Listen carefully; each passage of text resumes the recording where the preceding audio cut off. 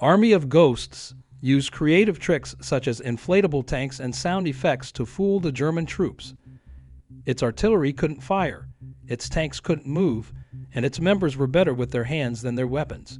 However, a top-secret unit of 1,100 American artists, designers, and sound engineers, informally known as the Ghost Army, helped win World War II by playing sophisticated ploys to mislead Nazi German forces as to the location and size of Allied troops. The members of the 23rd Special Forces Headquarters and the 3,133rd Special Signals Company, who literally practiced the art of war, saved the lives of thousands of American servicemen and earned one of the country's highest civilian honors.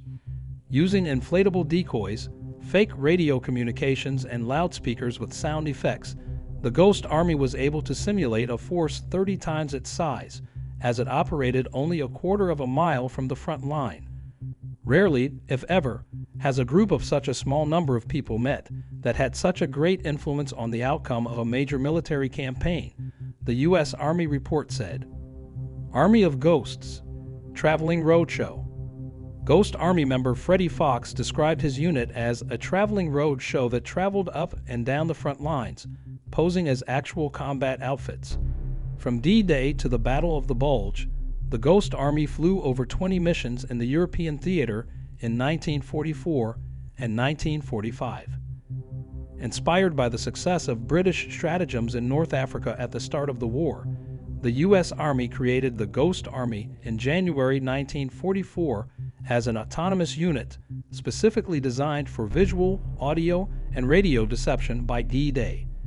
Fashion designer Bill Blass and artist Ellsworth Kelly were among the artists, advertisers, radio hosts, sound engineers, actors, architects, and stage designers selected for the Ghost Army, which reportedly had one of the highest collective IQs in the Army, with an average of 119. True to its name, the Army of Ghosts worked under the cover of night. Camouflage experts used gasoline air compressors to inflate rubber tanks, jeeps, trucks, artillery pieces, and aircraft, which the artists painted in authentic enough detail to deceive Nazi air intelligence, according to a December 6, 1945 report in the Meriden Daily Journal. Radio specialists sent misleading messages and even imitated the operators' unique style to add credibility to their fake messages.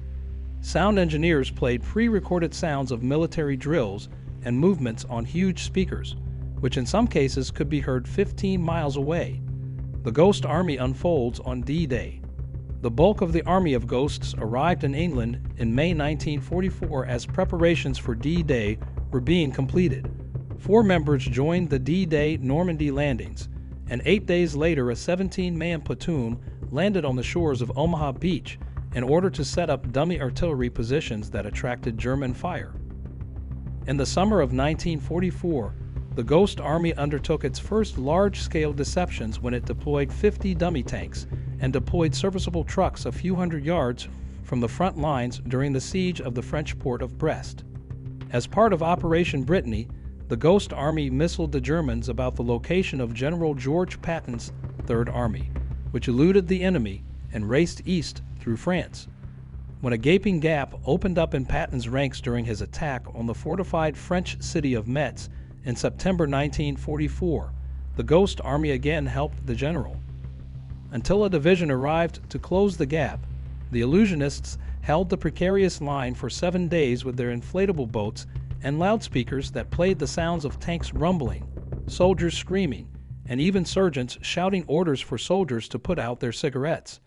The Ghost Army's radio hoax also distracted the Germans from helping Patton in the Belgian town of Bastogne during the Battle of the Bulge. In March 1945, the Ghost Army pulled off its most sophisticated hoax as part of Operation Versen. As the Ninth Army prepared for the dangerous crossing of the Rhine River, a Ghost Army took up a position 10 miles south of the proposed landing site to redirect the Germans' attention. The Phantom Army inflated both its 600 dummies and its own numbers, posing as 2 divisions and 40,000 soldiers.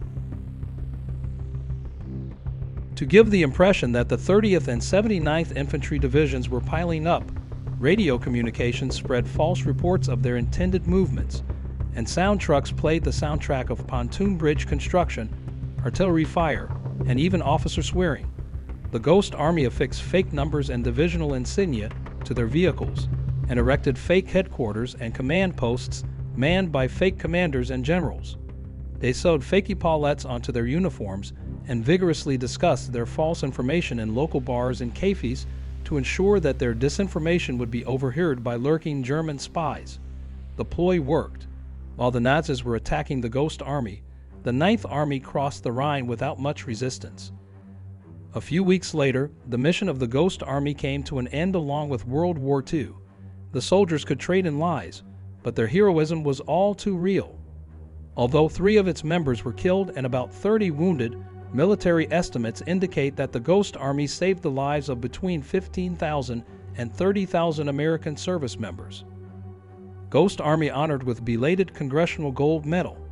After the war, members of the Ghost Army returned home and went into advertising, architecture, design, theater, art, fashion, and radio. For decades, their exploits remained little known, as members followed strict orders not to even tell their families about the Ghost Army, lest such a unit would have to be used against the new enemy in the Cold War, the Soviet Union. While several articles about the Army of Ghosts leaked through the censors immediately after the war, the military did not officially declassify information about the equipment until 1996.